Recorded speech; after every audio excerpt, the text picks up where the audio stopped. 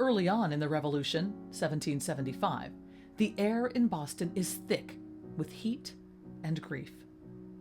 The Battle of Bunker Hill has just erupted across the hills of Charlestown, and though the British technically win, it's a hollow, bloody victory. Hundreds of men, patriot and redcoat alike, are torn apart by musket balls, bayonets, and cannon fire. The countryside trembles, the roads run slick with confusion, and now the hospitals are full, the doctors are few, and the need is enormous. British medical tents are overflowing. Colonial field care barely exists. There are no government-sanctioned hospitals, no medical corps, no wartime manual. Just pain and people trying to survive it. And so, a new kind of battlefield opens up. Not one with rifles and ranks, but with linens, ladles, and poultices. And the soldiers in this theater of war are women. They are wives, mothers, daughters, midwives, servants, enslaved women, free black women, white women, native women, called not by order, but by necessity. Most have no formal training.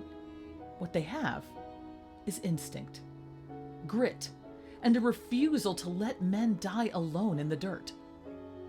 In Cambridge, Roxbury, Watertown, and along the roads out of Charlestown, they throw open the doors of kitchens and barns. Church halls become makeshift wards. Bedrooms are emptied to make way for stretchers. Family tables are cleared, not for supper, but for surgery. They boil linens in scalding water to soften the cloth and kill infection. They tear tablecloths into bandages, curtains into compresses.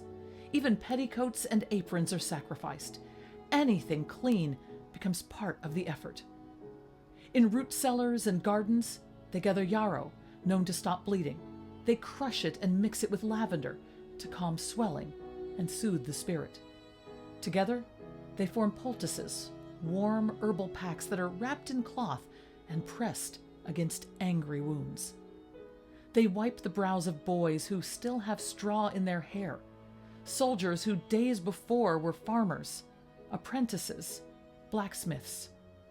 Some are just boys, 14, 15 years old, moaning softly for mothers who cannot come.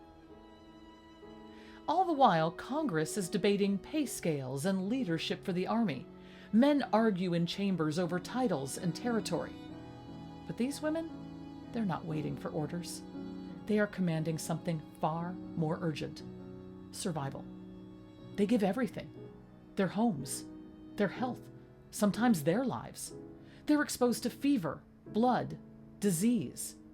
Their hands chap from lye and boiling water. Their backs ache from lifting, tending, cleaning. And still, they keep going. Because if they stop, the army stops. If they break, the cause may crumble. Most of their names were never recorded. No medals, no pensions, no monuments. Just quiet echoes in church registers, family Bibles, and letters tucked into attic chests. But without them, the Continental Army may have faltered before it ever truly began. So this week, we remember the first nurses of the Revolution, the women who didn't wear uniforms or carry muskets, but who fought with basin and bandage, herbs and hands, resolve and grace. Because revolutions aren't just won on battlefields. They are survived in the dim rooms where women boiled water, held trembling hands, and whispered, "You're not alone."